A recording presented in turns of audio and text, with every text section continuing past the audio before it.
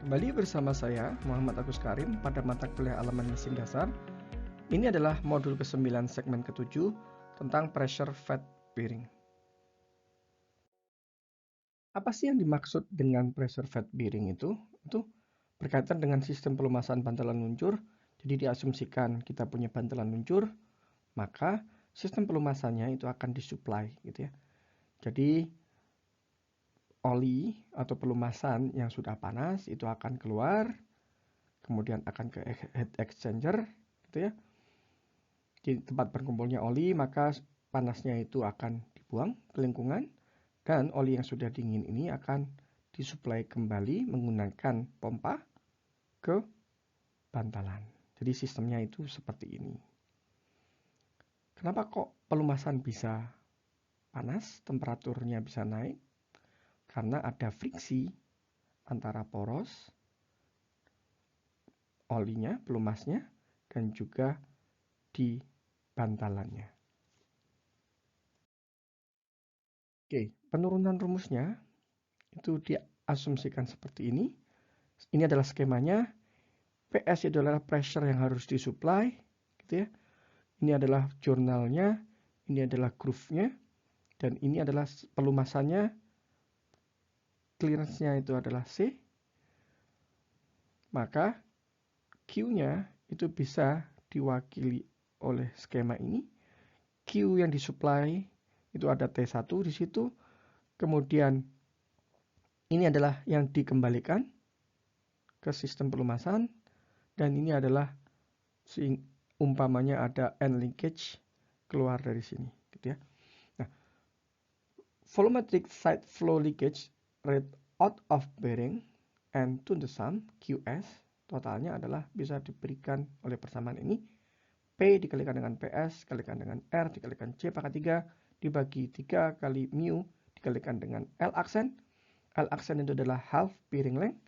Jadi ini dimensinya dikalikan dengan 1 ditambah dengan 1,5 dikalikan dengan epsilon kuadrat.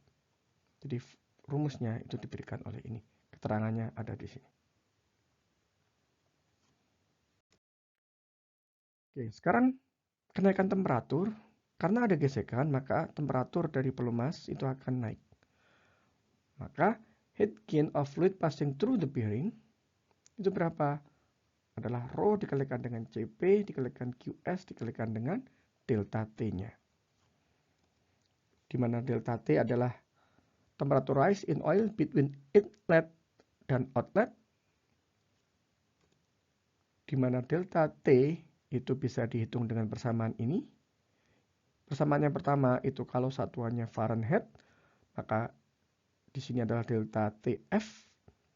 Persamaan yang kedua itu kalau satuannya dalam Celsius, maka delta TC. Kita menyebutnya seperti itu. Untuk petroleum lubricant, nilai rho itu 0,0311 lbm per inch pangkat 3. CP-nya itu adalah 0,42 BTU dibagi lbm Fahrenheit. Dan nilai C-nya itu adalah 9336 in lbf per BTU. Sekarang kita akan melihat hubungan antar variabel. Yang pertama adalah flow variable terhadap bilangan Sommerfeld. Cara menghitungnya atau mencarinya itu mirip dengan gambar-gambar sebelumnya. Kita tinggal tarik aja garis ke atas, tergantung pada rasio L per D-nya, kemudian tarik garis ke kiri. Maka kita akan mendapatkan berapa Q-nya. Q itu adalah ini. Berikutnya, gambar 1220 itu bisa kita gunakan untuk mencari berapa nilai QS-nya. Ya, flow rasionya berapa. Caranya juga sama, dari bilangan Sommerfeld, tarik garis ke atas, ketemu dengan rasio L per D, kemudian tarik garis ke kiri. Maka kita akan mendapatkan flow rasio. Gambar berikutnya, 1223 itu bisa digunakan untuk mencari nilai delta F. Jadi nilai delta F itu bisa dicari dari grafik ini, atau bisa juga menggunakan persamaan yang ada di tabel ini.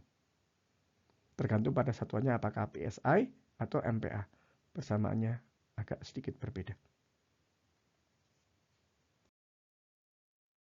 Sebagai contoh, kita diminta menentukan volumetric flow rate Q dan juga side flow rate QS.